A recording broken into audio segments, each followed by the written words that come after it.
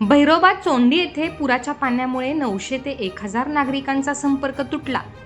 वसमत तालुक्यातील चोंडी भैरोबा येथील गावालगत असलेल्या नदीच्या पुरामुळे 900 नागरिकांचा संपर्क 3 दिवसापासून तुटला असून या ठिकाणी पुराच्या पाण्यातून पेशंटला बाहेर काढण्यासाठी गावकऱ्यांनी प्रयत्नांची पराकाष्ठा केली व पेशंटला हॉस्पिटलमध्ये पोहोचवले। गावकऱ्यांनी अनेक वेळा या पुलासंदर्भामध्ये निवेदन देऊन सुद्धा प्रशासनाने दखल घेतली नसल्यामुळे आज ही परिस्थिती ओढावली आहे असा सवाल गावकरी करीत आहेत।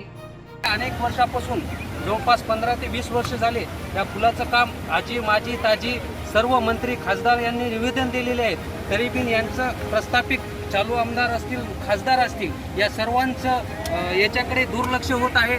जिल्हा परिषद सर पण आहेत आणि विषय असा आहे की हा येणारा जो पूल आहे तिथं पलीकड जिल्हा परिषद शाळा पण आहे।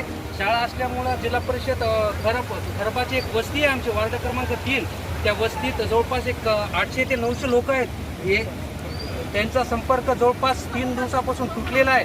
दवाखान्याचा विषय असेल काही असेल या समस्याला तोंड देत आहेत तिथलचे नागरिक आणि हा नागरिक जो आहे जवळपास 3 दिवस झाले इथं उपाशी आहे।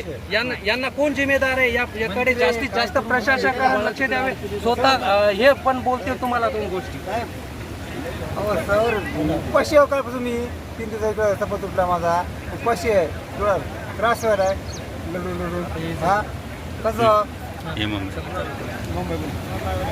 नमस्कार।